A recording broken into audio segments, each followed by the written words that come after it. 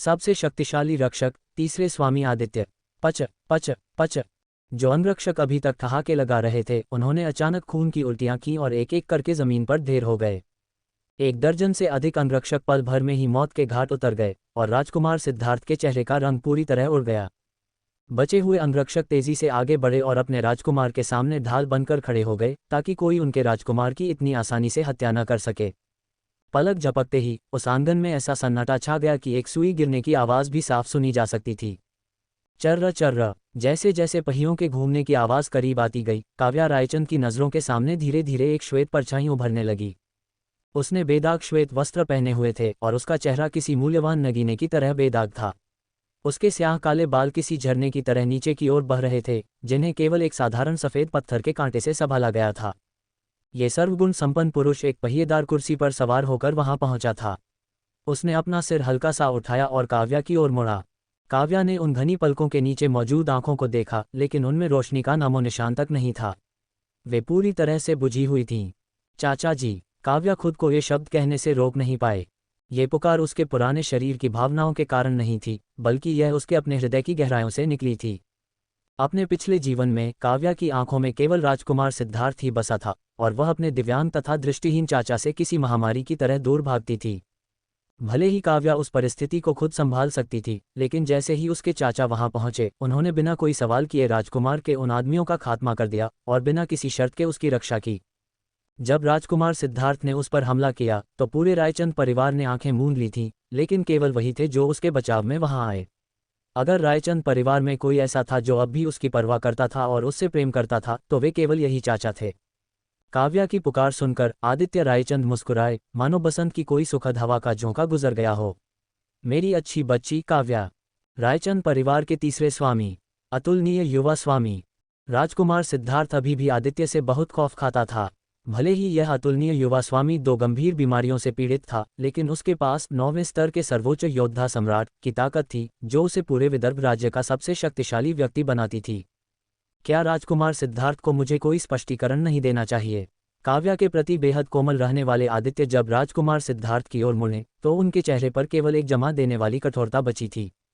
इसी पल रायचंद परिवार के जो सदस्य वहां से गायब हो गए थे, वे भागते हुए वापस आंगन में आ गए और हर कोई सहमे हुए स्वर में पुकारने लगा, तीसरे स्वामी, तीसरे स्वामी, आप आ गए। आदित्य 2 गंभीर बीमारियों से ग्रस्त थे। जब से काव्या रायचंद परिवार की मालकिन बनी थी, तब से उन्होंने परिवार के मामलों में दखल देना छोड़ दिया था और अपना पूरा ध्यान अपने स्वास्थ्य को सुधारने पर लगा दिया था। हालांकि आदित्य की वह असाधारण ताकत बिल्कुल सच थी और रायचंद परिवार में किसी की भी इतनी हिम्मत नहीं थी कि वह उनके खिलाफ जा सके। रायचंद परिवार के वहां पहुंचते ही राजकुमार सिद्धार्थ ने राहत की सांस ली। इन लोगों की मौजूदगी में आदित्य बिना किसी संकोच के उसे जान से नहीं मार सकता था। राजकुमार सिद्धार्थ ने कहा, तीसरे स्वामी, काव्या के निधन की खबर सुनकर मैंने एक बहुमूल्य भेंट भेजी थी। मुझे उम्मीद नहीं थी कि काव्या बिल्कुल ठीक ठाक होगी। अतीत में उसका मनमानी करना अलग बात थी, लेकिन अब उसने अपनी मौत का नाटक करके सबको इतनी चिंता में डाल दिया है। इस घटना के बाद तीसरे स्वामी को उस पर कड़ी नज़र रखनी चाहिए ताकि वह भविष्य में कोई बड़ी मुसीबत खड़ी न कर सके। मेरी प्यारी भतीजी, भले ही तुम आसमान सिर पर उठा लो और बहुत बड़ा हंगामा खड़ा कर दो, तुम्हारी रक्षा के लिए तुम्हारा ये चाचा हमेशा यहाँ मौजूद रहेगा, है ना?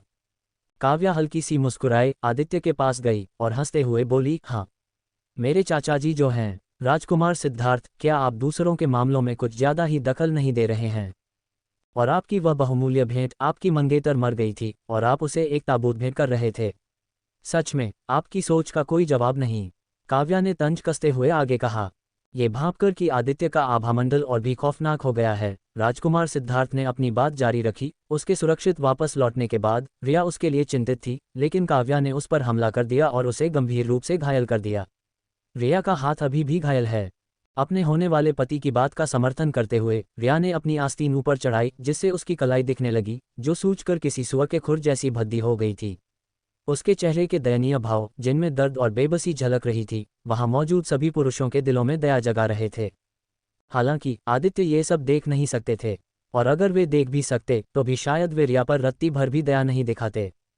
बिल्कुल सही हुआ, बिल्कुल सही हुआ। हैरानी की बात यह थी कि आदित्य और काव्या दोनों एक ही समय पर बोले और दोनों का लहजा भी बिल्कुल एक जैसा ही था। वहां मौजूद हर किसी के होंठ फड़फड़ाए। वे दोनों सच में चाचा भतीजी थे। उन दोनों के बीच गजब का तालमेल था। रिया का चेहरा शर्म और गुस्से से लाल बैंगनी हो गया। राजकुमार सिद्धार्थ ने बेमन से आगे कहा, मुझे रिया की हालत देखकर दुख हुआ और मैंने उसे सांत्वना देने के लिए कुछ शब्द कहे, लेकिन काव्या ने अचानक मुझ पर हमला कर दिया। उसने मेरी यह हालत की, क्या इतना ही काफ़ी नहीं था? वह तो मुझे सच में एक ताबूत में फेंकना चाहती थी। ये साफ है कि वह मेरी जान लेना चाहती थी। मेरे अंगरक्षक ये सब चुपचाप खड़े होकर नहीं देख सकते थे, इसलिए उन्हें बीच बचाव करना पड़ा। लेकिन मेरा इरादा उसे कोई नुकसान पहुंचाने का कभी नहीं था, मैं तो बस उसे तमाशा करने से रोकना चाहता था। राजकुमार सिद्धार्थ ने एक पीड़ित होने का नाटक किया और उसकी आवाज़ में काफ़ी दुख झलक रहा था। आदित्य ने हल्की सी भौं चढ़ाई और पूछा, क्या सच में ऐसा ही था? प्रथम कुलश्रेष्ठ, द्वितीय कुलश्रेष्ठ, तृतीय कुलश्रेष्ठ और रायचंद परिवार के अन्य सदस्यों ने बार बार सिर हिलाते हुए कहा, ये बूढ़ा सेवक अभी यहीं मौजूद था और राजकुमार सिद्धार्थ जो भी कह रहे हैं वह 16 आने सच है। राजकुमार सिद्धार्थ जो कह रहे हैं वह बिल्कुल सच है, इस बार सच में गलती मालकिन की ही है। उद्धरण चिन्ह उद्धरण चिन्ह। ऐसा लग रहा था मानो इन बूढ़े लोगों का उपनाम अब रायचंद नहीं रहा। उन्होंने पलक झपकते ही अपना उपनाम बदलकर सिद्धार्थ के कुल का कर लिया था और वे सभी राजकुमार सिद्धार्थ के पक्ष में बोल रहे थे। राजकुमार सिद्धार्थ के होंठ हल्के से ऊपर की ओर मुड़ गए। भले ही आदित्य अपने परिवार के लोगों का पक्ष लेता हो, लेकिन अब जब गवाह और सबूत दोनों मौजूद थे तो वह उसका कुछ भी बिगाड़ने की हिम्मत नहीं कर सकता था। काव्या को आज चुपचाप ये सब सहना ही पड़ेगा, वह आज उसे अपमानित करने की स्थिति में बिल्कुल नहीं है। क्या सच में ऐसा ही था, या फिर मैं अंधा हो गया हूँ? ठीक उसी पल एक वृद्ध व्यक्ति की आवाज़ गूंजी। ये धमकी कितनी हास्यास्पद है। रायचंद परिवार की हवेली की छत से श्वेत वस्त्र पहने एक व्यक्ति हवा में तैरते हुए नीचे उतरा। उस व्यक्ति की सूक्ष्म लेकिन बेहद शक्तिशाली ऊर्जा को भांपकर आदित्य चुपचाप काव्या की रक्षा के लिए उसके बगल में आकर खड़े हो गए। मुख्य कुलश्रेष्ठ दहाड़ते हुए बोले, कौन हो तुम? हमारे रायचंद परिवार में बिना अनुमति घुसने की तुम्हारी हिम्मत कैसे हुई? तुम्हारा अपराध क्या है? इस बूढ़े को बंदी बना लो जो जबरदस्ती रायचंद परिवार में घुस आया है। रायचंद परिवार के कुलश्रेष्ठ चिल्ला रहे थे, लेकिन जब राजकुमार सिद्धार्थ ने उस व्यक्ति का चेहरा साफ देखा तो उनके चेहरे का रंग बुरी तरह उड़ गया और वे दहाड़े, चुप रहो। क्या तुम सब मरना चाहते हो? मैं तुम्हारे साथ नहीं मरना चाहता। राजकुमार सिद्धार्थ के इस अचानक फूटे गुस्से ने उनके बगल में खड़ी रिया को चौंका दिया। काव्या ने उस व्यक्ति को देखा जो दिखने में एक बहुत ही साधारण सा बूढ़ा आदमी लग रहा था। वह उसे जानती थी, उसने कुछ ही समय पहले उसे देखा था, क्योंकि वह उसी असुर जैसे आदमी की हवेली का दीवान था। अगर दीवान बलवंत यहाँ है तो क्या वह बर्फ की सिल्ली जैसा आदमी भी? काव्या ने अपनी हवेली की छत की ओर देखा, लेकिन उसे वह खौफनाक आदमी कहीं नजर नहीं आया जिससे वह इतना डरती थी। राजकुमार सिद्धार्थ ने बेहद सतर्कता से पूछा, दीवान बलवंत, आपका यहाँ कैसे आना हुआ? वहाँ मौजूद हर कोई पूरी तरह से चकित था। अभी अभी इस बूढ़े व्यक्ति के प्रति उनके कठोर व्यवहार के कारण राजकुमार सिद्धार्थ बुरी तरह भड़क गए थे। उन्हें पहले लगा था कि यह बूढ़ा व्यक्ति जरूर कोई असाधारण रुतबे वाला एकांतवासी परम गुरु होगा, लेकिन हैरानी की बात थी कि वह तो महज एक दीवान था। एक दीवान राजकुमार सिद्धार्थ को इतना सतर्क कैसे कर सकता था? यहाँ तक कि महाराज के दीवान के सामने भी उन्हें इतना चौकन्ना रहने की जरूरत नहीं पड़ती। शायद बाकी लोग दीवान बलवंत को नहीं पहचानते थे, लेकिन राजकुमार सिद्धार्थ उन्हें बहुत अच्छी तरह जानते थे। ये दीवान बलवंत रुद्र की हवेली में रहने वाला, रुद्र के अलावा इकलौता जीवित इंसान था। एक बार उस हवेली में कदम रखने के बाद वह दोबारा कभी वहां नहीं जाना चाहता था। वह उस खौफनाक आदमी का चेहरा भी कभी नहीं देखना चाहता था, जब से पिछली बार उसने उसे लगभग मौत के घाट उतार ही दिया था। राजकुमार सिद्धार्थ रुद्र के नाम से ही कांपते थे और जब उन्होंने रुद्र के दीवान को अपने सामने खड़े देखा तो वे डर के मारे लगभग बेहोश ही होने वाले थे। मैं रायचंद परिवार की मालकिन को कुछ समय से जानता हूँ। मैंने सुना कि उनका निधन हो गया है, इसलिए मैं अपनी श्रद्धांजलि अर्पित करने आया था। लेकिन मुझे जरा भी उम्मीद नहीं थी कि राजकुमार सिद्धार्थ मुझे इतना बेहतरीन तमाशा दिखाएंगे, दीवान बलवंत ने मुस्कुराते हुए कहा। राजकुमार सिद्धार्थ बेहद घबराए हुए थे। उन्होंने पूछा, दीवान बलवंत, क्या आप शुरू से यहीं थे? वे बस यही उम्मीद कर रहे थे कि उन्होंने ज्यादा कुछ न देखा हो। दीवान बलवंत ने सिर हिलाया और बोले, हाँ, मैं ठीक उसी वक्त आ गया था जब राजकुमार और वह हरे पत्थर का ताबूत रायचंद परिवार की हवेली में दाखिल हुए थे। ये सुनते ही राजकुमार सिद्धार्थ का चेहरा पीला पड़ गया और उन्होंने धीमी आवाज में कहा, दीवान बलवंत, मैं आखिरकार 9वें राजकुमार का बड़ा भाई हूँ, क्या आप? इससे पहले कि वे अपनी मिन्नतें पूरी कर पाते, आदित्य की आवाज़ गूंज उठी। चूंकि इस आदरणीय सज्जन ने सब कुछ देखा है, तो क्या आप मुझे बता सकते हैं कि आज यहाँ असल में क्या हुआ था? भले ही आदित्य आंखों से अंधे थे, लेकिन उनका मन अंधा नहीं था। हालांकि वे नहीं जानते थे कि काव्या इस दीवान बलवंत और उनके मालिक रात्रि सम्राट को कैसे जानती है, लेकिन ये साफ था कि यह व्यक्ति यहाँ उनकी मदद करने ही आया था। दीवान बलवंत ने मुस्कुराकर कहा, मामला कुछ यूं है, चलिए शुरू करते हैं। दीवान बलवंत एक बेहद प्रतिभाशाली वक्ता थे। उन्होंने पूरी कहानी को बहुत ही स्पष्ट और सुव्यवस्थित तरीके से सुनाया। जब वे उन हिस्सों पर पहुंचे जो क्रोध दिलाने वाले थे, तो उन्होंने अपने हाव भाव और नाटकीय अंदाज से उसे और भी जीवंत कर दिया। इस बात ने रायचंद परिवार के कुलश्रेष्ठों और राजकुमार सिद्धार्थ को पूरी तरह से निशब्द कर दिया। आदित्य का क्रोध 7वें आसमान पर था। सिद्धार्थ, तुम्हें मेरे रायचंद परिवार की मालकिन पर हाथ उठाने की जुर्रत किसने दी? क्या तुम्हें सच में लगता है कि तुम राजघराने के एक राजकुमार हो, इसलिए मैं तुम पर हाथ उठाने की हिम्मत नहीं करूंगा? अगर आदित्य राजकुमार सिद्धार्थ को जान से मार भी दे, तब भी विदर्भ राज्य के महाराज शायद आदित्य का कुछ नहीं बिगाड़ सकते थे। विदर्भ राज्य के सबसे शक्तिशाली व्यक्ति होने का आदित्य का रुतबा केवल दिखावे के लिए नहीं था। राजकुमार सिद्धार्थ का चेहरा राख जैसा सफ़ेद पड़ गया। ठीक उसी वक्त काव्या बोली, चाचा जी, क्रोधित मत होइए। क्या आप सही समय पर मुझे बचाने नहीं आ गए? मैं अब बिल्कुल ठीक हूँ। हालांकि राजकुमार सिद्धार्थ, अगर आप आज रायचंद परिवार से जिंदा वापस लौटना चाहते हैं तो कृपया अपना वादा पूरा करें, काव्या ने सर्द लहजे में कहा। यह नामुमकिन है, राजकुमार सिद्धार्थ ने दांत पीसते हुए कहा। अगर सच में उसे एक ताबूत में ठूंसकर रायचंद परिवार से बाहर ले जाया गया, तो शायद विजयनगर में वह किसी को अपना मुंह दिखाने लायक नहीं रहेगा। चूंकि तुम खुद ही मौत को गले लगाना चाहते हो, तो मैं तुम्हारी यह इच्छा पूरी कर देता हूँ। आदित्य के शब्दों में एक बर्फीला जानलेवा इरादा भरा हुआ था। राजकुमार के बगल में खड़े अंगरक्षक ने कहा, राजकुमार, मैं तीसरे स्वामी को रोकता हूँ। आप यहाँ से जल्दी निकल जाए। चंद मामूली कीड़े, क्या तुम्हें लगता है कि ये तुम्हारे राजकुमार की रक्षा कर पाएंगे? आदित्य ने तिरस्कारपूर्ण स्वर में कहा। काम तमाम कर दो। उनके बस एक हाथ हिलाते ही काले कपड़े पहने कई रक्षक तेजी से आगे बढ़े और पलक झपकते ही राजकुमार सिद्धार्थ को घेरने वाले अंगरक्षकों को बंदी बना लिया। राजकुमार सिद्धार्थ और रायचंद परिवार के कुछ कुलश्रेष्ठ ये देखकर थोड़ा सन रह गए। ये रायचंद परिवार द्वारा तैयार किए गए छाया रक्षक थे। कितने ताकतवर! मौत या शर्त निभाना? राजकुमार सिद्धार्थ, आप क्या चुनना पसंद करेंगे? आदित्य ने शांत स्वर में पूछा। राजकुमार सिद्धार्थ को मौत करीब आती हुई महसूस हुई, जो उसे निगल जाने की धमकी दे रही थी, और वह डर से बुरी तरह कांप उठा। आखिरकार उसने कहा, चूंकि मैं हार गया हूं, इसलिए मैं अपना वादा निभाऊंगा। मैं हमेशा अपनी जुबान का पक्का रहा हूं। ही, क्या आपको नहीं लगता कि अब ये सब कहना बहुत हास्यास्पद है? काव्या बिना किसी झिझक के खिलखिलाकर हंस पड़ी। राजकुमार सिद्धार्थ का चेहरा पहले सफ़ेद और फिर गुस्से से लाल हो गया। वह पीछे हटने का कोई रास्ता खोजना चाहता था, लेकिन वह कमबख्त औरत काव्या उसे आसानी से छोड़ने वाली नहीं थी। काव्या, अपनी हदें पार मत करो। मैं तुम जैसी जहरीली औरत को कभी अपनी मंगेतर नहीं मानूंगा। राजमहल लौटते ही मैं अपने पिता से सगाई तोड़ने का शाही फरमान जारी करने को कहूंगा। चाहे मुझे इसके लिए अपनी जान ही क्यों न देनी पड़े, मैं ये भद्दा रिश्ता तोड़कर ही रहूंगा। चाचा और भतीजी का बेहतरीन तालमेल।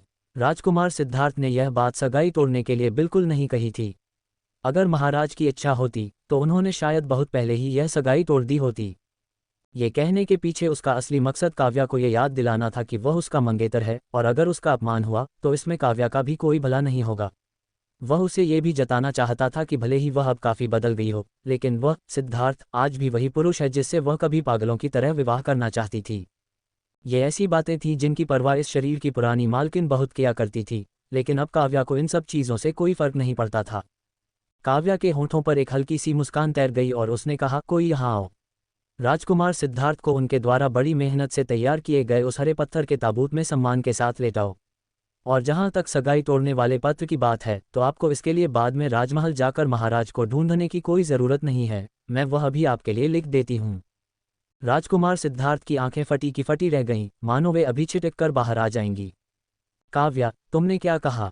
तुम सगाई तोड़ना चाहती हो? तुम सच में ये सगाई तोड़ना चाहती हो? वह बहुत अच्छी तरह से जानता था कि 3 साल पहले काव्या उसके प्रेम में इस कदर पागल थी कि उसने रायचंद परिवार के हितों की भारी कीमत चुकाई थी। उसके पिता से विवाह का ये फरमान हासिल करने के लिए उसे रायचंद परिवार के कई अनमोल खजाने दांव पर लगाने पड़े थे। लेकिन अब वह कह रही थी कि वह सगाई तोड़ना चाहती है। यही तो वह हमेशा से चाहता था, लेकिन अब जब वह सच में आज़ाद होने वाला था तो उसके सीने में क्रोध की ज्वाला भड़क उठी। अगर वह किसी और को नहीं चाहता तो काव्या उसे क्यों नहीं चाहती? राजकुमार सिद्धार्थ, कृपया पधारें। रायचंद परिवार के छाया रक्षकों ने अपनी मालकिन के आदेश का पालन करते हुए राजकुमार सिद्धार्थ को उनके हरे पत्थर के ताबूत में लेटने का निवेदन किया। पीछे हटो, वह अंदर नहीं जाना चाहता था, लेकिन ये छाया रक्षक उसके आदेश मानने वाले नहीं थे, इसलिए उनमें से 4 ने मिलकर उसे हवा में उठा लिया। खट ताबूत का ढक्कन खोला गया और उन लोगों ने बिना किसी सम्मान के राजकुमार सिद्धार्थ को ताबूत के अंदर फेंक दिया। धड़ाम। आह! गिरने के दर्द से कराहते हुए राजकुमार सिद्धार्थ दहाड़े, तुम्हारी इतनी हिम्मत कि तुम मेरे साथ ऐसा बर्ताव करो। मैं उसने बाहर निकलने की कोशिश की, लेकिन अचानक उसने पाया कि वह ताबूत में लेटा हुआ है, उसका शरीर पूरी तरह से सुन्न पड़ चुका है और वह हिलने डुलने में बिल्कुल असमर्थ है। इस तथ्य को छोड़कर कि वह अभी भी बोल सकता है, इस वक्त वह पूरी तरह से एक मृत व्यक्ति के समान था। वह बुरी तरह भयभीत हो गया और चिल्लाया, काव्या, तुमने क्या किया? मैं हिल क्यों नहीं पा रहा हूँ? काव्या, तुम बहुत भयानक मौत मरोगी। उसकी इतनी हिम्मत कि वह काव्या का इस तरह अपमान करे। आदित्य की आंखों में एक खतरनाक चमक कौंधी। काव्या ने मुस्कुराते हुए कहा, चाचा जी, क्रोधित मत होइए। किसी को इस तरह आसानी से मार देने में कोई मज़ा नहीं है। मुख्य कुलश्रेष्ठ, आप वहाँ क्या खड़े हैं? जल्दी कीजिए और चीज़ें तैयार कीजिए। क्या मैंने नहीं कहा था कि मैं राजकुमार सिद्धार्थ को वह सगाई तोड़ने वाला पत्र दूंगी जिसके लिए वे दिन रात तड़पते रहे हैं? काव्या ने मुख्य कुलश्रेष्ठ की ओर इशारा करते हुए कहा। काव्य मालकिन, क्या आप सच में ये सगाई तोड़ने वाली हैं? इस सगाई को पक्का करने के लिए आपने इतना बड़ा बलिदान दिया था। उन्होंने आदित्य की ओर एक नज़र डाली, इस उम्मीद में कि शायद वे काव्या को रोक सकें। मेरे रायचंद परिवार ने जो भी खोया है वह मैं निश्चित रूप से वापस लेकर रहूंगी, लेकिन आज मुझे ये सगाई हर हाल में तोड़नी होगी। मैं इस निकम्मे इंसान से कोई वास्ता नहीं रखना चाहती। ये बहुत शर्मनाक है, काव्या ने घृणा से मुंह बनाते हुए कहा। काव्या जो भी कहे वैसा ही करो। हम तुम्हें यहाँ इसलिए नहीं पाल रहे हैं कि तुम काव्या के फैसलों पर सवाल उठाओ। अगर हम वे चीज़ें वापस नहीं भी ला पाए तो कोई फर्क नहीं पड़ता, जब तक काव्या खुश है, आदित्य ने शांत स्वर में कहा। जी बिल्कुल। मुख्य कुलश्रेष्ठ ने किसी को लिखने के लिए कलम, स्याही, कागज और दावात तैयार करने का आदेश दिया, लेकिन काव्या ने वह कलम, स्याही और कागज पकड़ा और उन्हें सीधे मुख्य कुलश्रेष्ठ के ऊपर फेंक दिया। धड़ाम। कुलश्रेष्ठ का चेहरा और शरीर स्याही से पुत गया था और दावात लगने से उनके माथे पर एक बड़ा सा घूमर निकल आया था।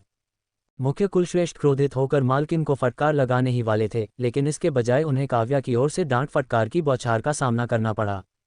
जब इस परिवार की मालकिन ने सगाई तोड़ने वाला पत्र लिखने को कहा, तो क्या मैंने कहा था कि इसे कागज पर लिखना है? मालकिन इसे एक बड़े लकड़ी के तख्ते पर लिखेगी। क्या मुझे सच में यह बात भी उन्हें समझानी पड़ेगी? कुलश्रेष्ठ, उम्र बढ़ने के साथ साथ आप सच में और भी ज्यादा निकम्मे होते जा रहे हैं। वह पहले उस धोखेबाज से निपटने में इतनी व्यस्त थी कि इन बूढ़े लोगों पर ध्यान नहीं दे पाई थी, लेकिन अब समय आ गया था कि मालकिन का अपमान करने वाले इन गद्दार बूढ़े खूसरों को सबक सिखाया जाए।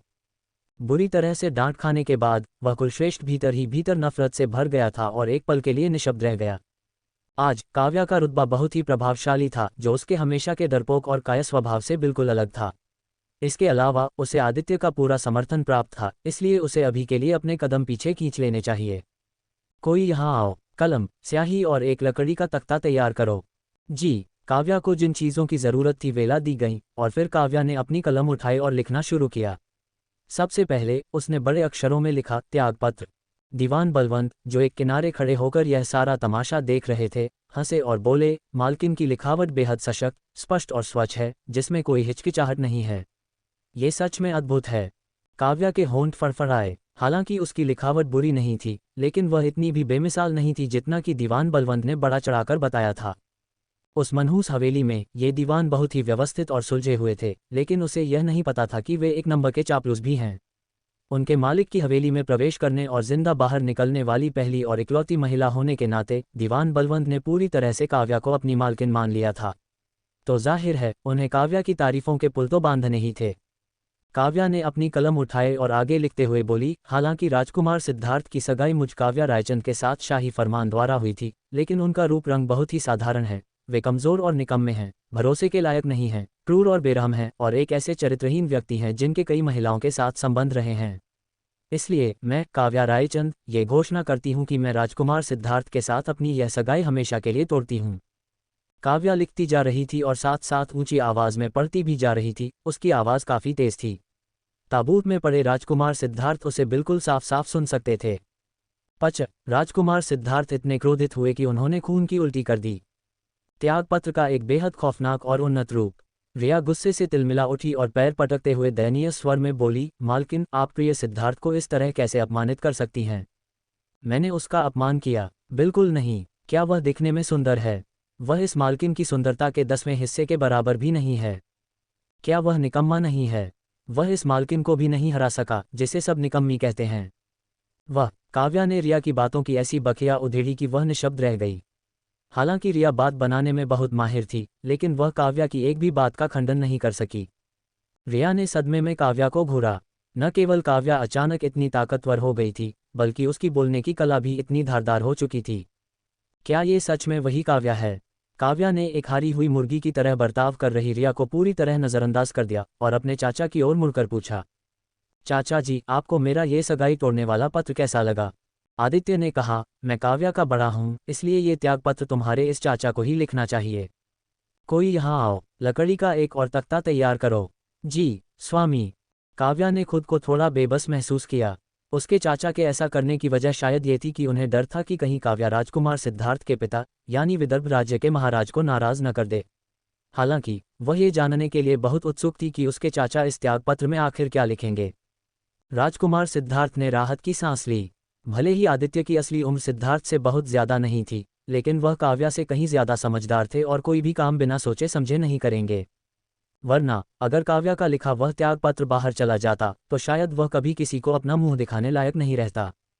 लकड़ी का एक और बड़ा तख्ता लाए जाने के बाद आदित्य ने कलम उठाई और लिखना शुरू किया। उनकी लिखावट बिल्कुल उनके व्यक्तित्व की तरह ही थी, बेहद सौम्य और परिष्कृत, शांत और संयमित। भले ही आदित्य आंखों से अंधे थे, लेकिन उनकी ताकत को नकारा नहीं जा सकता था। अपने आसपास की चीज़ों को महसूस करने की उनकी क्षमता आम लोगों की तुलना में कहीं अधिक थी, इसलिए उनके लिए लिखना कोई मुश्किल काम नहीं था। त्यागपत्र शब्द बहुत तेजी से उभर कर सामने आए। अब मुख्य संदेश की शुरुआत होने वाली थी। राजकुमार सिद्धार्थ, हालांकि शाही फरमान द्वारा मेरी भतीजी काव्या के मंगेतर हैं, लेकिन वे बेहद बदसूरत, कमज़ोर और पूरी तरह से निकम्मे हैं। वे भरोसे के लायक नहीं हैं, एक अव्वल दर्जे के धूर्त, क्रूर, बेरहम और पत्थरदिल इंसान हैं, जो किसी भी स्त्री के लिए बिल्कुल भी सही जीवनसाथी नहीं हो सकते। वे एक चरित्रहीन व्यक्ति भी हैं, जिनके कई स्त्रियों के साथ संबंध हैं और जो अक्सर वेश्यालयों में जाते हैं। लकड़ी का वह तख्ता काफ़ी बड़ा था और आदित्य ने एक बहुत ही सुंदर और प्रवाहमयी शैली में शब्दों की कई पंक्तियां लिख डालीं, लेकिन जो कोई भी इसे देख रहा था वह हक्का बक्का रह गया। वे जानते थे कि तीसरे स्वामी साहित्य और युद्ध कला दोनों में ही निपुण थे, लेकिन किसी ने यह उम्मीद नहीं की थी कि वे साहित्य में इतने भी ज्यादा प्रतिभावान होंगे। काव्या के होंठ फड़फड़ाए। उसके चाचा तो उससे भी कई गुना ज्यादा बेरहम निकले। ये त्यागपत्र साफ तौर पर काव्या द्वारा लिखे गए पत्र का एक कहीं ज्यादा उन्नत और खौफनाक रूप था। अंत में आदित्य ने लिखा, रायचंद परिवार के गुप्तचरों की जांच के बाद ये पता चला है कि भले ही राजकुमार सिद्धार्थ ने कई स्त्रियों को अपने मोहपाश में फंसाया है, लेकिन ये सब महज अपनी नामर्दी को छिपाने के लिए है। राजकुमार सिद्धार्थ की शारीरिक अक्षमता के कारण हमारे रायचंद परिवार का वंश आगे नहीं बढ़ सकेगा, इसलिए वे मेरी भतीजी काव्या के बिल्कुल भी लायक नहीं हैं। अतः मैं ये घोषणा करता हूं कि मेरी भतीजी काव्या आज से राजकुमार सिद्धार्थ के साथ अपनी सगाई तोड़ रही है और अब से उनके बीच कोई संबंध नहीं है। हिस। हर किसी ने सदमे में एक गहरी सांस ली। उन्होंने पहले भी बेरहम लोग देखे थे, लेकिन इतना क्रूर कोई नहीं देखा था। एक बार जब ये त्यागपत्र बाहर चला गया तो राजकुमार सिद्धार्थ पूरी तरह से अपमानित हो जाएंगे और शायद पूरे विदर्भ राज्य में हर कोई उनका मजाक उड़ाएगा। भले ही यह साफ नहीं था कि नामर्दी का ये दावा सच है या झूठ, लेकिन राजकुमार सिद्धार्थ का रुतबा पूरी तरह से खाक में मिल चुका था। रायचंद परिवार के तीसरे स्वामी सच में एक ऐसे इंसान थे जो जब बोलते थे तो उनके शब्द ही सामने वाले को मार डालते थे। रिया अब पूरी तरह से कमज़ोर पड़ चुकी थी और अपने पैरों पर खड़ी भी नहीं रह पा रही थी।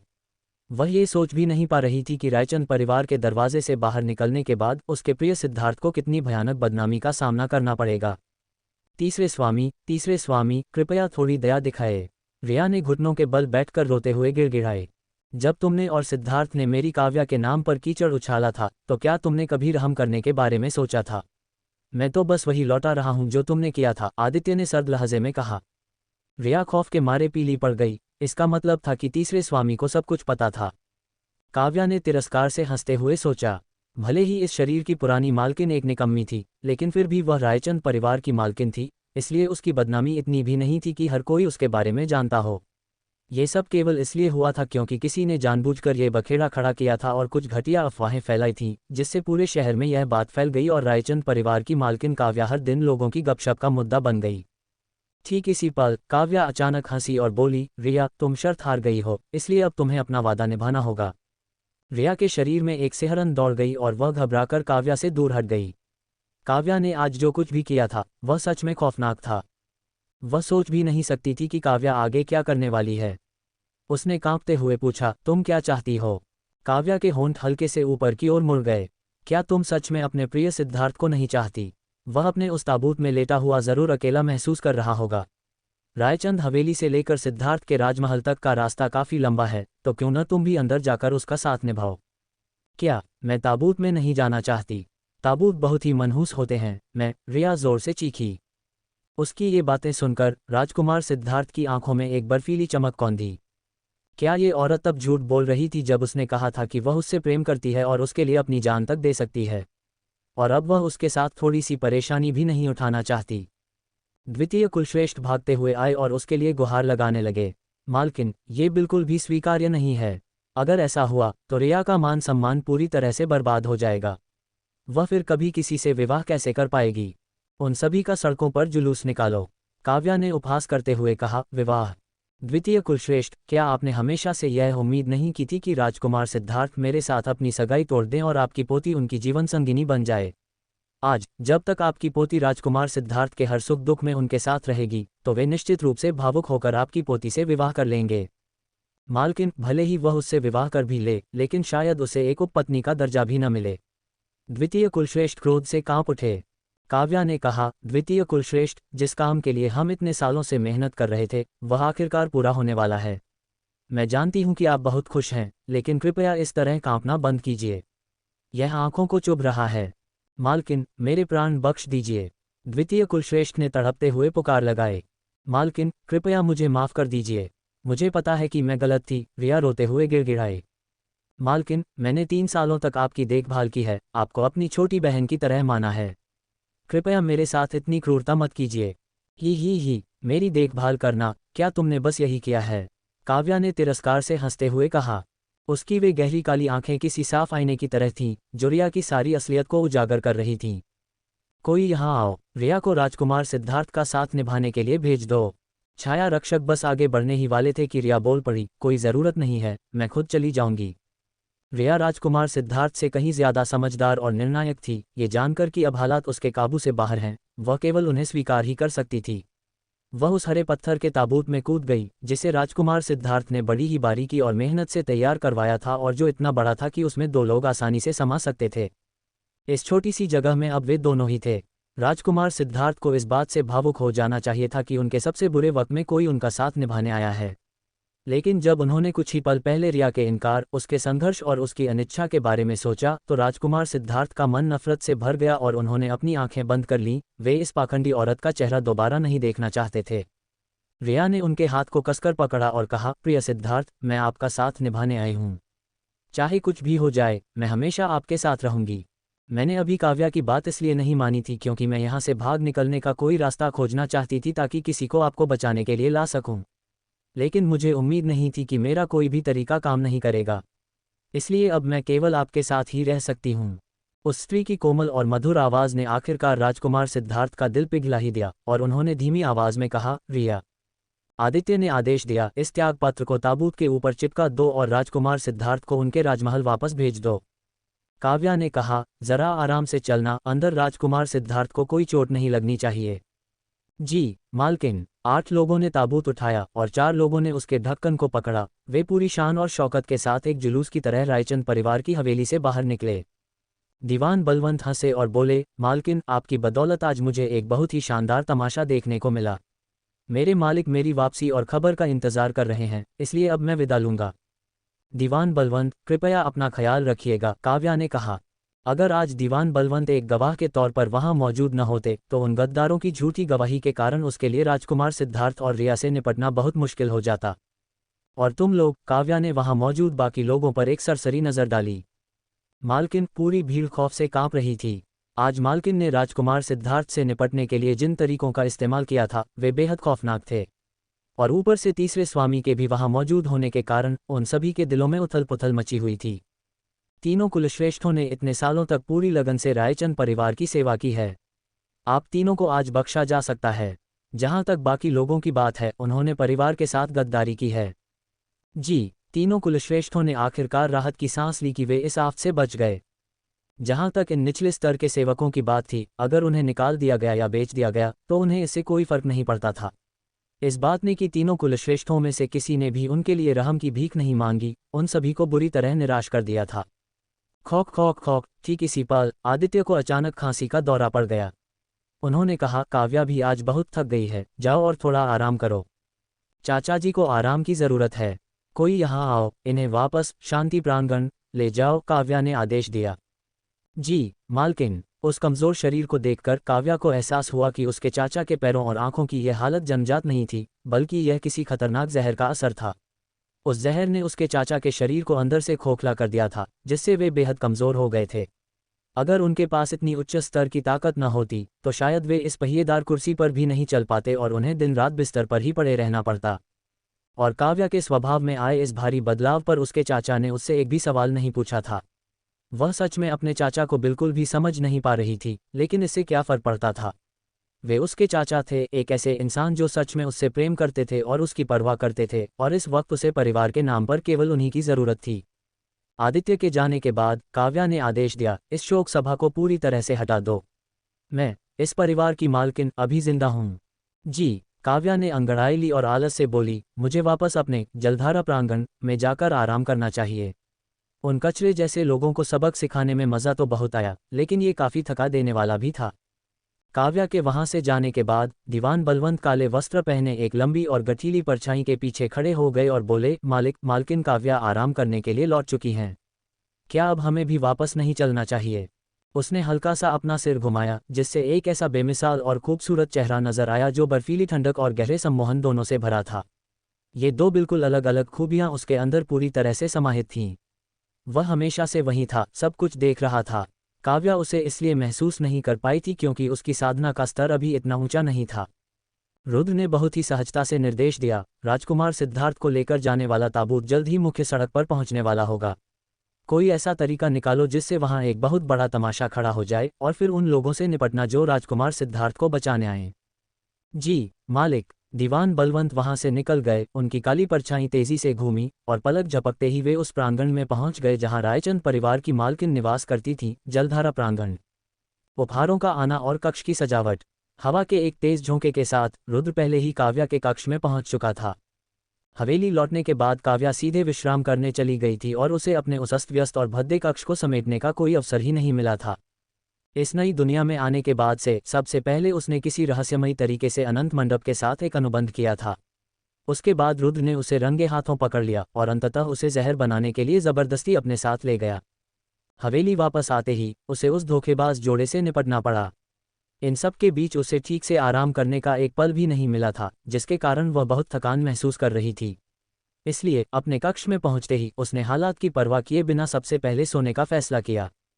कमरा वैसे तो बुरा नहीं था, बस ज़रूरत से ज़्यादा भड़कीला और आंखों को चुभने वाला था। लेकिन इस दिखावे ने रुद्र को, जो हमेशा सादगी और अंधकार पसंद करता था, अपनी भौहें सिकोड़ने पर मजबूर कर दिया। रुद्र खिड़की के सहारे खड़ा हो गया और उसकी भावहीन निगाहें गहरी नींद में सोई उस स्त्री के चेहरे पर जा टिकीं। कुछ देर उसे निहारने के बाद वह उस कक्ष से ऐसे गायब हो गया मानो वह वहां कभी आया ही न हो। विजयनगर की सड़कें अब लोगों की भीड़ और गहमागहमी से भरी हुई थीं। रायचंद परिवार की हवेली से लेकर राजकुमार के राजमहल तक का पूरा रास्ता पूरी तरह से बंद हो चुका था। हे भगवान, काव्या ने राजकुमार सिद्धार्थ के साथ अपनी सगाई तोड़ दी है। मैंने सुना है कि वह त्यागपत्र स्वयं युवा स्वामी आदित्य ने लिखा है, तो भला ये झूठ कैसे हो सकता है? मैंने कभी सपने में भी नहीं सोचा था कि राजकुमार सिद्धार्थ जैसा रूपवान और होनहार पुरुष असल में नामर्द होगा। लोगों की इन फुसफुसाहटों और तानों ने राजकुमार सिद्धार्थ को इस कदर शर्मिंदा कर दिया कि वह चाह रहा था कि धरती फटे और वह उसमें समा जाए। लेकिन उसके शरीर में कोई अजीब सी दिक्कत थी और वह बिल्कुल भी हिल नहीं पा रहा था। रिया ने घबराहट के मारे बेचैन होते हुए कहा, प्रिय सिद्धार्थ, यह मामला तो बढ़ता ही जा रहा है। आपके राजमहल के अंगरक्षक अभी तक हमें बचाने क्यों नहीं आए? बस थोड़ा और इंतजार करो, राजमहल के लोग हमें बचाने जरूर आएंगे और मेरे बड़े भाई युवराज भी हमें बचाने आएंगे। हालांकि राजकुमार सिद्धार्थ को इस बात का जरा भी अंदाजा नहीं था कि जो लोग उसे बचाने आ रहे थे, उन्हें अगली ही सड़क पर दो अलग अलग गुटों ने मौत के घाट उतार दिया था। एक गुट बेहद तेज और अचूक था, जबकि दूसरा गुट किसी प्रेत की तरह क्रूर, चालाक और खौफनाक था। और ये तो बस एक शुरुआत थी। तभी उस शानदार हरे पत्थर के ताबूत के अंदर से अचानक कपड़े फटने की आवाज आई। राजकुमार सिद्धार्थ दहाड़ा, रिया, तुम्हें क्या हो गया है? क्या बाहर पहले से ही कम तमाशा चल रहा है? लेकिन प्रिय सिद्धार्थ, मुझे बहुत गर्मी लग रही है, बहुत गर्मी। बाहर कुछ तेज निगाहों वाले लोगों ने ये देखा और वे चिल्ला उठे, हे ईश्वर! क्या राजकुमार सिद्धार्थ के बगल में लेटी हुई वह लड़की रायचंद परिवार की रिया नहीं है? वह तो हमारे विजयनगर की एक जानी मानी प्रतिभा है। मुझे उम्मीद नहीं थी कि उसकी साधना के साथ साथ उसका शरीर भी इतना आकर्षक होगा। इतनी बड़ी सुंदरी खुद को सौंप रही है, फिर भी राजकुमार सिद्धार्थ पर कोई असर नहीं हो रहा। ऐसा लगता है कि राजकुमार सिद्धार्थ सच में किसी काम के नहीं हैं। इतनी खूबसूरत लड़की के साथ कितना बुरा हुआ। अरे सुंदरी, अगर वह तुम्हारे किसी काम का नहीं है तो क्यों न मैं आकर तुम्हारा साथ दूं। लगातार आ रही इन भद्दी और अश्लील टिप्पणियों ने रिया को इस कदर शर्मिंदा और अपमानित कर दिया कि वह आत्महत्या करना चाहती थी। हालांकि वह अपने शरीर पर से नियंत्रण खो चुकी थी।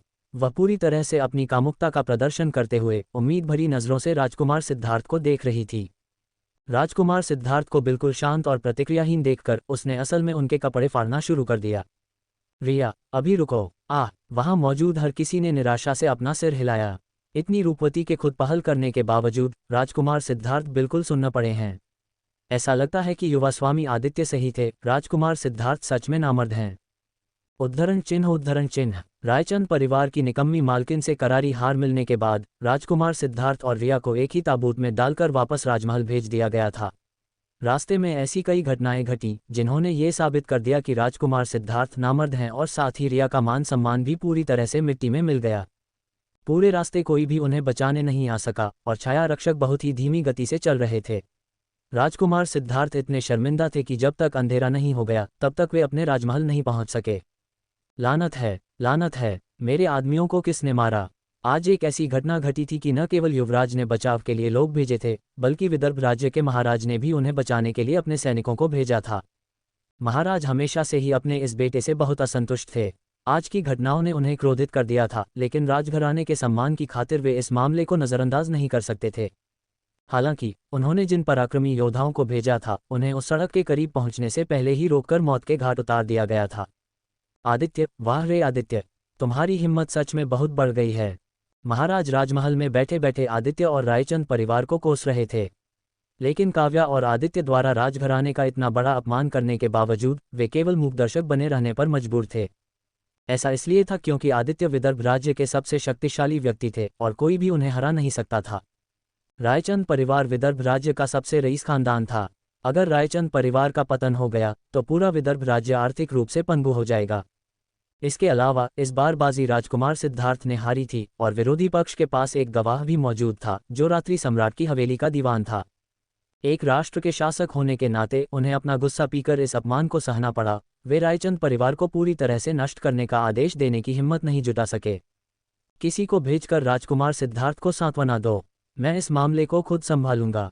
और जहां तक रायचंद परिवार की उस नीच दासी की बात है, राजकुमार सिद्धार्थ उसके साथ जो चाहे वो कर सकता है।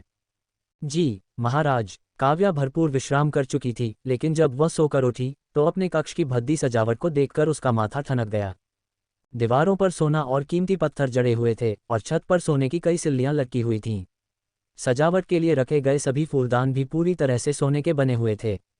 अगर सीधे शब्दों में कहें तो यह कमरा रईसी की महक बिखेर रहा था, लेकिन कड़वा सच ये था कि यह केवल दौलत का एक फूहड़ दिखावा था जिसमें रत्ती भर भी शालीनता नहीं थी। कोई यहाँ आओ, इस कमरे का सारा सामान बाहर निकालो, मैं इस कक्ष को एक नया रूप दूंगी। ठीक इसी समय एक सेवक ने आकर कहा, मालकिन, दीवान बलवंत नाम के एक व्यक्ति ने कुछ सामान भिजवाया है और कहलवाया है कि यह सब आपके कक्ष को सजाने के लिए है। काव्या थोड़ी हैरान रह गई। दीवान बलवंत तो सच में किसी सर्वज्ञानी गुरु की तरह थे। उसने बस अभी अपने कक्ष की सजावट बदलने के बारे में सोचा ही था कि उसके कहने से पहले ही दीवान ने सारा सामान भिजवा दिया। काव्या ने कहा, इसे अंदर लाओ ताकि मैं देख सकूं। जी मालकिन। बेहतरीन जामुनी रत्न, सुंदर नीलम, स्फटिक, चंदन की लकड़ी, लाल आत्मा की लकड़ी और एक काले रत्न से जड़ा पर्दा। इनमें से कोई भी एक चीज़ इस पूरे कमरे की सारी चीज़ों से कहीं ज्यादा कीमती थी। ये कुछ ऐसा था जो बहुत ही सादा दिखने के बावजूद बेहद राजसी और आलीशान था। मालकिन, क्या हमें ये चीज़ें स्वीकार कर लेनी चाहिए? ये निश्चित रूप से कोई ऐसी चीज़ नहीं थी जो बलवंत जैसा महज एक दीवान अपनी मर्जी से भेज सके। ये पक्के तौर पर उसके मालिक का ही आदेश रहा होगा। उस बर्फ की सिल्ली जैसे आदमी का मिजाज बहुत ही खराब था। अगर उसने इसे स्वीकार नहीं किया तो वह शायद आकर उसकी ही हड्डियां तोड़ देगा।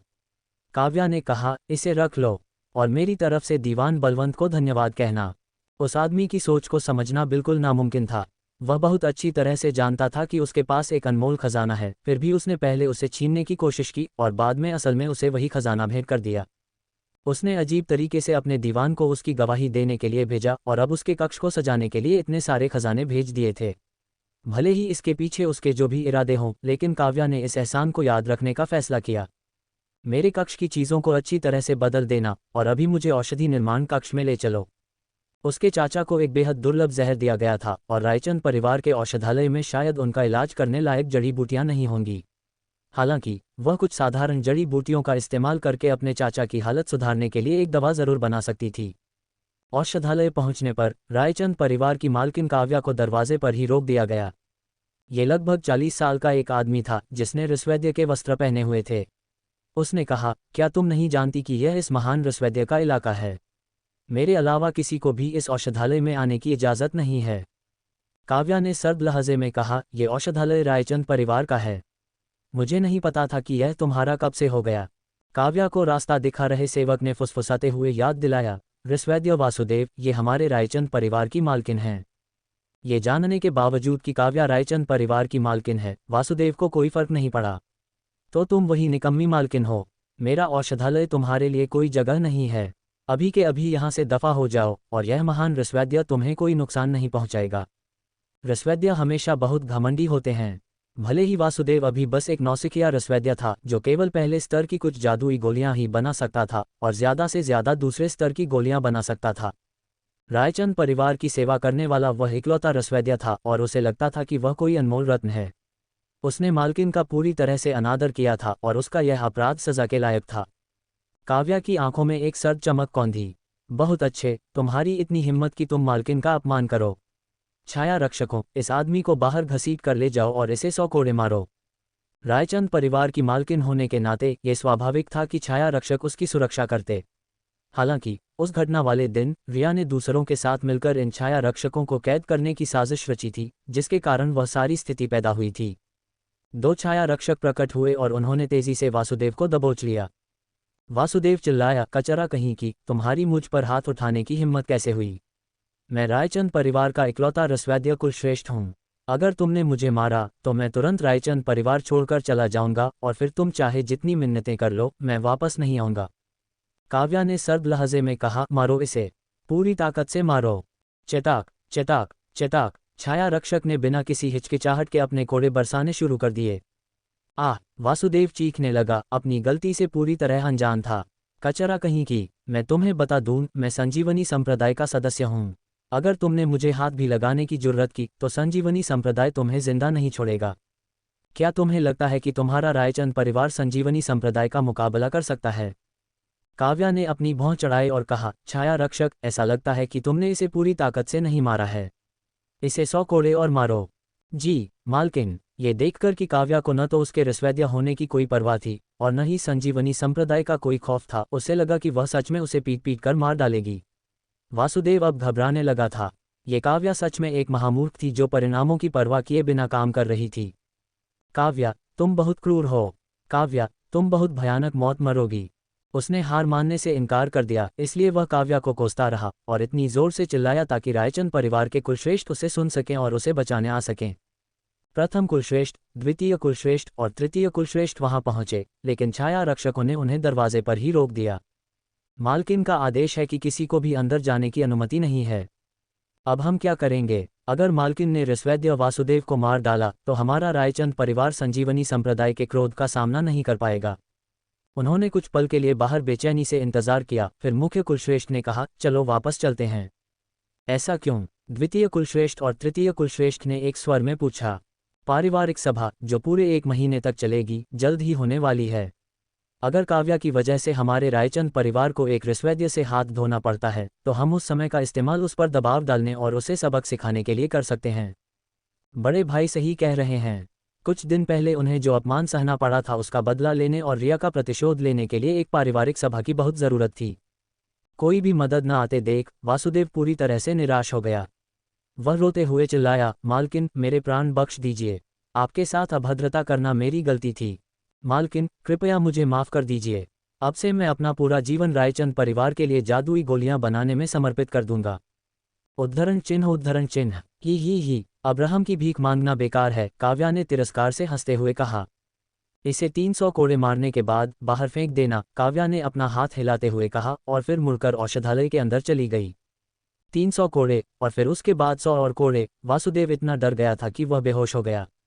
हालांकि वह एक महान आध्यात्मिक साधक था और उन 300 कोड़ों से वह मरेगा नहीं, लेकिन ये प्रक्रिया निश्चित रूप से किसी भयानक यातना से कम नहीं होगी।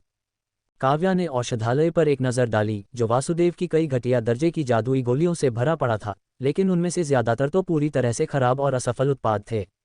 ऐसा लग रहा था कि वासुदेव रायचंद परिवार के पैसों को धूल की तरह उड़ा रहा था और जड़ी बूटियों को बेरहमी से बर्बाद कर रहा था। खट, ठीक उसी समय औषधालय का पिछला दरवाज़ा खुला। तुम कौन हो? बेहतर होगा कि तुम यहाँ से जल्दी चली जाओ। अगर रसवैद्य वासुदेव ने तुम्हें देख लिया तो वह तुम्हें बिल्कुल नहीं बख्शेगा।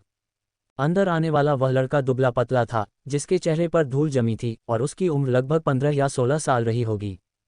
वासुदेव एक बेहद क्रूर और कठोर इंसान था। अनगिनत शिष्य उसकी मारपीट और गालियां बर्दाश्त नहीं कर पाए और उसे छोड़कर चले गए थे। अंत में केवल वही एक शिष्य वहां बचा था। चटाक चटाक चटाक, बाहर से कोड़े बरसने की तेज आवाजें आ रही थीं। काव्या ने बाहर की ओर इशारा किया और बोली, उसके पास अब इतनी ताकत ही नहीं बची है कि वह किसी को न बख्शे।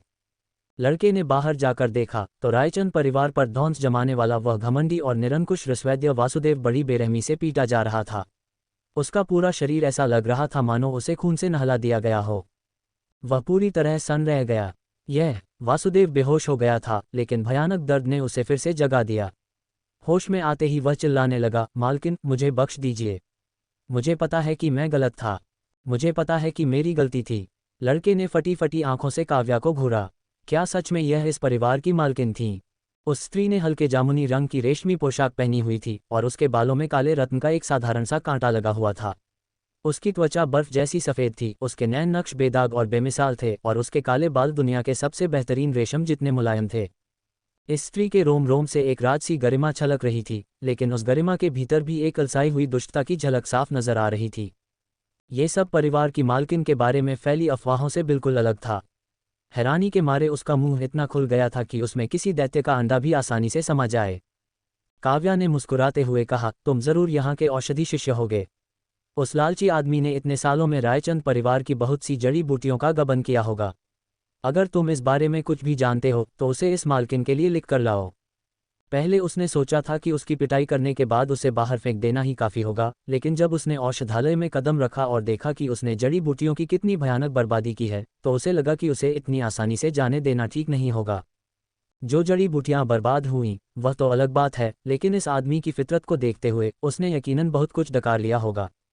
जी मालकिन, भले ही वह बाकी चीज़ों में उतना अच्छा न हो, लेकिन वह बहुत ही बारीकी से काम करता था और उसकी याददाश्त बहुत तेज थी।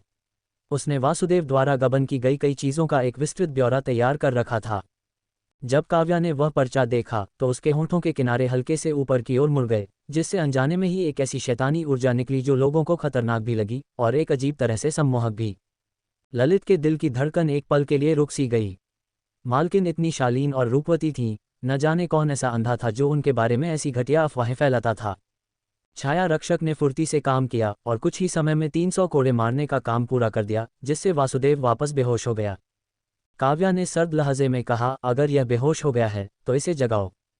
आग जलाओ। जी। हालांकि ललित को नहीं पता था कि मालकिन क्या करने वाली हैं, फिर भी उसने भट्टी जला दी। काव्या ने बहुत ही सहजता से औषधि के बक्से से कुछ जड़ी बूटियां निकालीं, फिर भट्टी पर रखे बर्तन में पानी डाला और देखते ही देखते औषधीय काढ़े का एक खौलता हुआ बर्तन तैयार हो गया। काव्या ने आदेश दिया, इस काढ़े के बर्तन को उठाओ और उस आदमी के ऊपर उड़ेल दो। जी मालकिन। रक्षकों ने आदेश का पालन किया और उबलते हुए काढ़े का पूरा बर्तन वासुदेव के सिर पर उड़ेल दिया। दिल दहला देने वाली यह चीख पूरे रायचंद परिवार की हवेली में गूंज उठी, जो बता रही थी कि ये दर्द कितना भयानक था। ये 100 कोड़े खाने के दर्द से 100 गुना ज्यादा दर्दनाक था। इस भयानक पीड़ा ने वासुदेव को बेहोशी से खींचकर बाहर निकाल दिया और वह उस जामुनी परछाई को किसी खौफनाक प्रेत की तरह घूरने लगा। तुम कोई दुष्ट आत्मा हो, तुम इंसान नहीं हो, तुम काव्या रायचंद नहीं हो। उस औषधीय काढ़े के असर से अब उसके घाव बुरी तरह से गलने लगे थे और एक बहुत ही खौफनाक मंजर में बदल चुके थे। काव्या ने वह पर्चा उसके बगल में फेंकते हुए कहा, यह उन जड़ी बूटियों का बस एक छोटा सा हिस्सा है जो तुमने मेरे रायचंद परिवार से गबन की हैं। मेरे परिवार में रहते हुए ऐसा घिनौना काम करने की तुम्हारी हिम्मत कैसे हुई? अगर तुम यहाँ से जिंदा बाहर निकल भी जाते हो तो भी तुम्हें इस सूची में लिखी कीमत का 300 गुना हर्जाना मुझे चुकाना होगा। 300 गुना कीमत। अगर वह खुद को भी बेच दे तब भी वह इतना कर्ज नहीं चुका सकता था। भले ही वह एक दुर्लभ रसवैद्य था, लेकिन ये जड़ी बूटियां कोई सस्ती चीज नहीं थीं। वह अपनी पूरी जिंदगी में भी इस कीमत का 300 गुना नहीं चुका सकता था। बस किसी तरह जिंदा यहाँ से बाहर निकल जाऊं तो मैं तुरंत अपने संप्रदाय वापस भाग जाऊंगा और उनसे सुरक्षा मांगूंगा। रायचंद परिवार में इतनी हिम्मत कभी नहीं होगी कि वे संजीवनी संप्रदाय के पास आकर हर जाने की मांग कर सकें। काव्या ने कहा, तुम चाहो तो इसे चुकाने से इनकार कर सकते हो, लेकिन तुम्हारे शरीर पर जो काढ़ा उड़ेला गया है वह बेहद जहरीला है। अगर तुमने 7 दिनों के भीतर सारा हर्जाना चुकाकर मुझसे इसकी काट विनाशक औषधि नहीं ली तो तुम्हारा ये पूरा शरीर बुरी तरह गलकर खाक हो जाएगा। वासुदेव का पूरा शरीर कांप रहा था और उसके शरीर पर खौफनाक छाले और घाव उभर आए थे। इस भयानक अंजाम के बारे में सोचकर वह एक बार फिर से बेहोश हो गया। काव्या ने अत्यधिक घृणा के साथ कहा, इस कचरे को मेरे रायचंद परिवार से बाहर फेंक दो और साथ में ये पर्चा भी। जी मालकिन। ललित अभी भी गहरे सदमे में था कि कैसे रायचंद परिवार के इकलौते रसवैद्य को इतनी बुरी तरह जलील करके हवेली से बाहर खदेड़ दिया गया। काव्या ने उसकी ओर मुड़कर कहा, तुमने आज बहुत अच्छा काम किया है। तुम्हारा नाम क्या है? उसने घबराते हुए जवाब दिया, मेरा नाम ललित है। छोटे ललित, आज से इस परिवार के औषधालय की पूरी जिम्मेदारी तुम्हारी होगी। लेकिन मैं तो बस एक मामूली सा औषधि शिष्य हूँ, मुझे जादुई गोलियां बनानी नहीं आती और मेरी उम्र भी बहुत कम है। मुझे डर है कि। इससे पहले कि वह अपनी बात पूरी कर पाता, काव्या ने दृढ़ता से कहा, मैं रायचंद परिवार की मालकिन हूँ। यहाँ वही होता है जो मैं कहती हूँ। अगर मैंने कहा कि तुम कर सकते हो तो इसका मतलब है कि तुम कर सकते हो। जी। उसने सहमति में सिर हिलाया। मालकिन उन सभी अफवाहों से बिल्कुल अलग थीं। वह न केवल किसी काय या निकम्मी इंसान जैसी नहीं थीं, बल्कि फैसले लेने में दृढ़ और दुश्मनों के लिए बेहद क्रूर थीं। उनमें एक सच्ची मालकिन का पूरा रुतबा था। उसने धीमी आवाज में पूछा, मालकिन, क्या मैं आपसे एक और सवाल पूछ सकता हूँ? काव्या ने कहा, पूछो। क्या मालकिन एक रसवैद्य हैं? जिस तरह से मालकिन ने अभी औषधालय में वह औषधीय काढ़ा तैयार किया था, वैसा तो वासुदेव भी नहीं कर सकता था। एक रसवैद्य? मुझे ऐसा नहीं लगता। उस आदमी की रसविद्या की बुनियादी किताबें बांधकर मेरे जलधारा प्रांगण में भिजवा दो ताकि मैं उनका अध्ययन कर सकूं। हालांकि वह कभी मृत्युंजय संप्रदाय की परम गुरु रह चुकी थी, लेकिन भारत की रसविद्या की तकनीकें इस दुनिया की तकनीकों से बिल्कुल अलग थीं। रसविद्या एक बहुत ही गंभीर विषय था, लेकिन उनकी मालकिन ने कितनी सहजता से कह दिया था, बस इसका अध्ययन कर लूंगी। अगर कोई महज कुछ चीजें पढ़कर ही रसवैद्य बन सकता तो शायद पूरे हिम महाद्वीप के सभी रसवैद्य शर्म के मारे किसी पत्थर पर अपना सिर पटकना पसंद करते। जी मालकिन, अब मेरे साथ औषधालय चलो। मुझे वहां जाकर कुछ दवाइयां तैयार करनी हैं। जी। ललित औषधालय के चप्पे चप्पे से वाकिफ था, इसलिए काव्या को जिस भी चीज की जरूरत होती वह उसे पलक झपकते ही ढूंढ कर दे देता था। लेकिन उसे बिल्कुल समझ नहीं आ रहा था कि मालकिन बिल्कुल विपरीत गुणों वाली कई जड़ी बूटियों को एक साथ मिलाकर आखिर क्या करने की कोशिश कर रही थी। हालांकि उन जड़ी बूटियों के गुण स्पष्ट रूप से मेल नहीं खाते थे, फिर भी मालकिन ने उन्हें जबरदस्ती एक साथ मिला दिया था और हैरानी की बात यह थी कि कोई धमाका या अनहोनी नहीं हुई। काव्या ने अपने द्वारा तैयार किए गए उस काढ़े को एक शीशी में भरा और बोली, चलो मेरे साथ शांति प्रांगण तक चलो। शांति प्रांगण? ललित ने सदमे से उसकी ओर देखा। वह प्रांगण रायचंद परिवार के तीसरे स्वामी और विदर्भ राज्य के सबसे शक्तिशाली योद्धा आदित्य रायचंद का निवास स्थान था। हाँ जी। ललित ने सिर हिलाया। शांति प्रांगण में उसके मालिक के अलावा केवल रायचंद परिवार की मालकिन काव्या ही बेरोक-टोक आ जा सकती थी। ललित को दरवाजे पर ही रोक दिया गया। काव्या ने उससे दवा ली और कहा, तुम अब वापस जा सकते हो। मालकिन तीसरे स्वामी से मिलने के लिए अपने साथ दवा लेकर आई हैं। क्या वह दवा तीसरे स्वामी की बीमारी के इलाज के लिए हो सकती है? ललित ने मन ही मन सोचा। शांति प्रांगण के बांस के झुरमुट के करीब पहुंचने पर घने बांसों के बीच एक पहिएदार कुर्सी पर बैठा श्वेत वस्त्रों में एक युवक नजर आता था। वह खामोशी से उड़ते हुए पक्षियों को निहार रहा था। बालों की एक छोटी सी लट फिसलकर उसके कंधे पर आ गिरी थी और पेड़ों से छनकर आती धूप उसके चेहरे पर पड़ रही थी, जिससे उसके बेदाग और आकर्षक नैन नक्श और भी ज्यादा मनमोहक लग रहे थे। कदमों की आहट सुनकर उसके होंठों पर बसंत की हवा जैसी एक सुकून भरी और शांत मुस्कान तैर गई। काव्या आ गई। चाचा जी, मैं आज यहाँ बुरे इरादों के साथ आई हूँ। काव्या ने हाथ में दवा की शीशी पकड़े हुए मुस्कुराकर कहा। क्या तुम्हारा बुरा इरादा मुझे जबरदस्ती दवा पिलाने का है? काव्या इतनी देर से औषधालय में दवा बना रही थी कि उसके शरीर से अभी भी जड़ी बूटियों की महक पूरी तरह से गई नहीं थी। ये तो पहला कदम है, काव्या ने पास आकर कहा। अब चुपचाप अपना मुंह खोलिए और इसे पी लीजिए। आदित्य के होंठ हल्के से फड़फड़ाए। मैं कोई बच्चा नहीं हूँ, मैं इसे खुद पी सकता हूँ। आदित्य ने दवा की शीशी ली और वे उसे पीने ही वाले थे कि काले वस्त्र पहने एक आदमी वहां उतरा और घबराते हुए बोला, तीसरे स्वामी, आपको यह नहीं। यह मालकिन वैसे भी हमेशा अपनी मनमानी करती हैं, और अब वे सच में तीसरे स्वामी को कोई अजीब सी दवा दे रही हैं। क्या होगा अगर यह कोई जहर हुआ? पीछे हटो। आदित्य का चेहरा सख्त हो गया। स्वामी, काले वस्त्रों वाले उस आदमी ने काव्या की ओर देखा और उसकी आंखों में शत्रुता गहरी हो गई। काव्या ने हल्की सी भौं चढ़ाई और बोली, ये मेरे चाचा जी हैं, इस दुनिया में मेरा इकलौता परिवार। भले ही मैं दुनिया के हर इंसान को जहर दे दूं, लेकिन मैं अपने चाचा को कभी कोई नुकसान नहीं पहुंचाऊंगी। क्या अब तुम्हें तसल्ली मिल गई? काले वस्त्रों वाले उस आदमी ने आश्चर्य से काव्या को देखा। उसके शब्द इतने दृढ़ और अटल थे कि उनमें शक की कोई गुंजाइश ही नहीं बची थी। उसे तो यहाँ तक लगने लगा कि उसके सामने खड़ी वह लड़की उनकी कोई निकम्मी मालकिन नहीं, बल्कि कोई परम शासिका थी जिसने कभी पूरी दुनिया पर राज किया हो। पीछे हटो। काले वस्त्रों वाले उस आदमी ने कुछ और नहीं कहा और तुरंत वहां से चला गया। आदित्य ने बिना किसी हिचकिचाहट के वह दवा पी ली। काव्या ने कहा, चाचा जी के शरीर को धीरे धीरे ठीक होने की जरूरत है। अगले 7 दिनों तक मैं हर दिन इसी समय दवा देने के लिए किसी को भेजूंगी। आपको इसकी एक एक बूंद पीनी होगी। 7 दिनों के बाद मैं ये दवा बदल दूंगी। ठीक है, उन्होंने हल्की सी मुस्कान के साथ कहा। काव्या ने अपनी भौं चढ़ाई और पूछा, चाचा जी, मैं इतना बदल गई हूँ, क्या आपको बिल्कुल भी हैरानी नहीं हो रही है? वह अब इस शरीर की असली मालकिन नहीं थी और वह अपने इकलौते रिश्तेदार, अपने चाचा से यह बात छिपाना नहीं चाहती थी। इसके अलावा चाचा जी की बुद्धिमानी को देखते हुए ये नामुमकिन था कि उन्होंने ये बदलाव न देखा हो। आदित्य ने कहा, चाहे जो भी हो, काव्या मेरा परिवार है ना? इस वक्त मेरा इकलौता परिवार। काव्या भी तो बहुत जानने के लिए उत्सुक होगी। तुम्हारे पास केवल पिछले 3 सालों की ही यादें हैं? आदित्य ने पलटकर पूछा। काव्या सन्न रह गई। उसे इस शरीर की असली मालकिन की केवल पिछले 3 सालों की यादें ही मिली थीं। 3 साल पहले की उसकी यादें किसी नवजात शिशु की तरह बिल्कुल खाली और अज्ञानता से भरी थीं। उसके चाचा ने उसे रायचंद परिवार की मालकिन बनाया था, लेकिन रिया और उन बूढ़े खुस्टों ने उसे गुमराह कर दिया था। इसके साथ ही उसकी शारीरिक कमजोरी और साधना न कर पाने की लाचारी ने मिलकर उसे इस निकम्मी हालत में पहुंचा दिया था।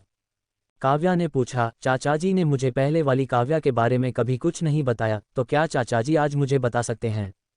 नहीं। क्यों नहीं? क्योंकि तुम्हारी ताकत अभी पर्याप्त नहीं है, ये जानकर तुम्हें कोई खास फायदा नहीं होगा। तो फिर आपकी बराबरी करने के लिए मुझे कितनी ताकत की जरूरत होगी? चाचा जी की ताकत 9वें स्तर के योद्धा सम्राट के शिखर पर थी, जो उन्हें विदर्भ राज्य का सबसे शक्तिशाली व्यक्ति बनाती थी। वह भी आध्यात्मिक स्तर के केवल 4थे चरण पर थी, जो उसके चाचा की ताकत से कोसों दूर था।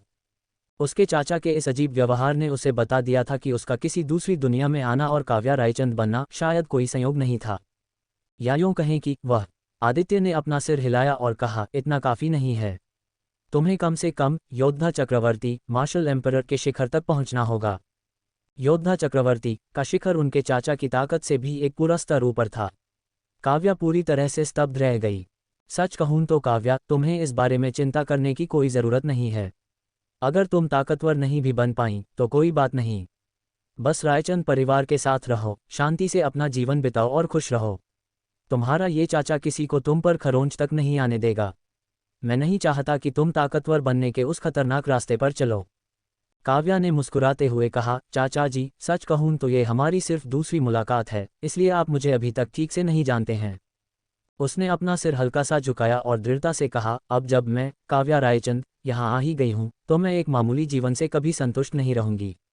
और मैं किसी की भी छत्रछाया में छिपकर तो बिल्कुल नहीं जीऊंगी। उस लड़की का बेमिसाल चेहरा सूरज की सुनहरी रोशनी में नहाया हुआ था। उसकी आंखों में चमकती रोशनी उस तपते हुए सूरज से भी कहीं ज्यादा तेज और चकाचौंध करने वाली थी। आखिर मेरे बड़े भाई की बेटी जो हो, आदित्य ने मुस्कुराते हुए कहा। अब जब काव्या ने अपना रास्ता चुन ही लिया है, तो तुम्हारा ये चाचा बिना किसी शर्त के तुम्हारा पूरा साथ देगा। काव्या ने उनकी पहिएदार कुर्सी को थाम लिया और आराम करने के लिए उन्हें धीरे धीरे वापस प्रांगण की ओर ले जाने लगी। ताकतवर बनना और योद्धा चक्रवर्ती के शिखर तक पहुंचना जरूरी है, लेकिन चाचा जी की आंखों और पैरों को ठीक करने का रास्ता खोजना भी उतना ही जरूरी है। चाचा जी, क्या आप मुझ पर विश्वास करते हैं? अगर मैं अपनी काव्या पर विश्वास नहीं करूंगा, तो फिर अब मैं किस पर विश्वास कर सकता हूं? उनके पिता, बड़े भाई और दूसरे भाई ने कई जगहों की खाक छानी थी, लेकिन कोई भी उनके पैरों का इलाज नहीं कर सका था। उनके पैरों में ऐसा जहर फैल चुका था जिसने उन्हें पूरी तरह से बर्बाद कर दिया था। अगर दुनिया का कोई भी इंसान ये कहता कि वह उन्हें ठीक कर सकता है, तो वे बस मुस्कुरा देते और उस बात को बिल्कुल भी दिल पर नहीं लेते। लेकिन जब काव्या ने कहा तो उन्होंने बिना किसी शक के उस पर विश्वास कर लिया। आखिरकार वह उनके परिवार का सबसे प्रिय हिस्सा थी। मैं अपने चाचाजी को निराश नहीं करूंगी। आदित्य को आराम करने के लिए उनके कक्ष में छोड़ने के बाद काव्या वापस अपने प्रांगण में लौट आए। ललित ने वासुदेव की रसविद्या की सारी किताबें पहले ही वहां पहुंचा दी थीं। उनमें कई बुनियादी जादुई जड़ी बूटियों एलिक्सियर्स के बारे में बताने वाली किताबें भी थीं, जिनका अध्ययन करना बेहद ज़रूरी था। इस दुनिया की साधारण जड़ी बूटियां काफ़ी हद तक भारत में पाई जाने वाली जड़ी बूटियों जैसी ही थीं, लेकिन यहाँ कुछ और भी ज़्यादा शक्तिशाली जड़ी बूटियां थीं, जिन्हें जादुई औषधियाँ कहा जाता था। आध्यात्मिक जड़ी बूटियों को 9 स्तरों में बांटा गया था और स्तर जितना ऊंचा होता वह जड़ी बूटी उतनी ही दुर्लभ होती। विदर्भ राज्य में तीसरे स्तर की आध्यात्मिक जड़ी बूटी को एक राष्ट्रीय खजाना माना जा सकता था। अपने चाचा की बीमारी का इलाज करने के लिए उसे इस दुनिया की रसविद्या की तकनीकों का गहराई से अध्ययन करना ही था।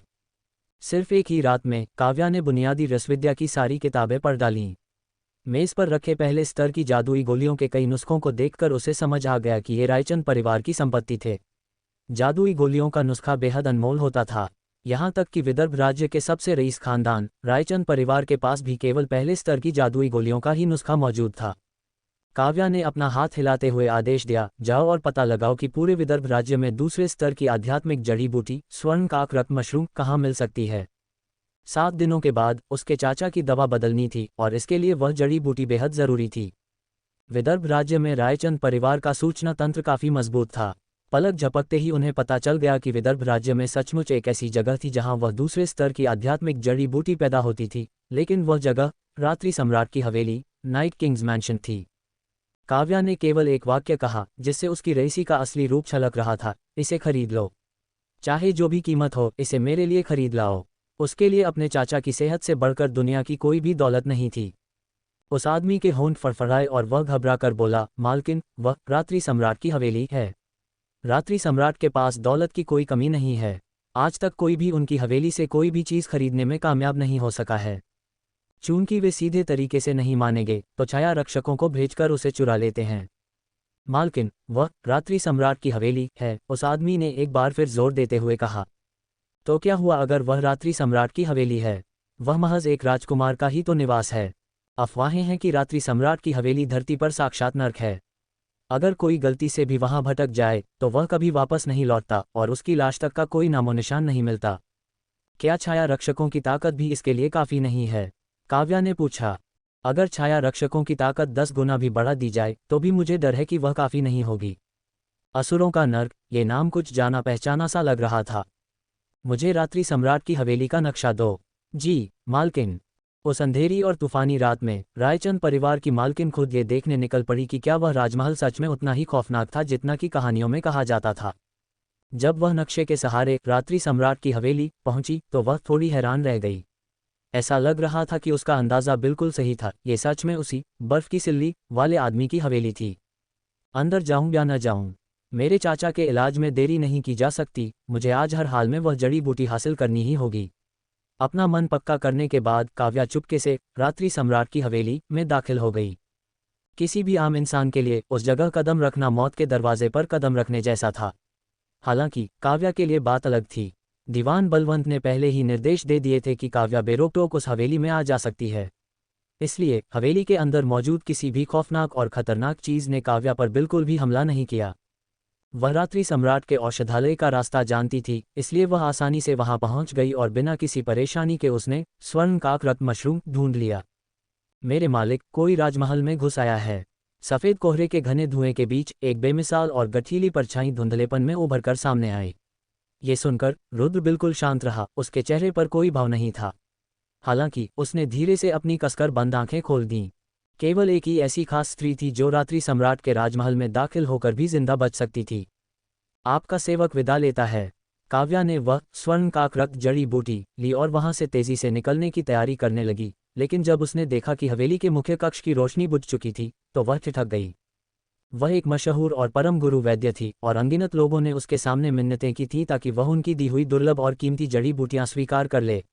लेकिन अब वह असल में किसी और के घर में चोरी करने की कोशिश कर रही थी।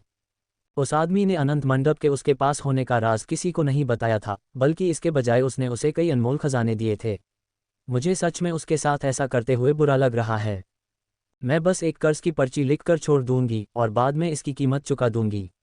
जैसे ही काव्या ने वह कर्ज की पर्ची तैयार की और उसे चुपके से रुद्र के कमरे में सरकाने ही वाली थी, खट, उनके ठीक सामने वाला दरवाज़ा खुल गया, जिससे एक लंबी और छरहरी परछाई बाहर निकली।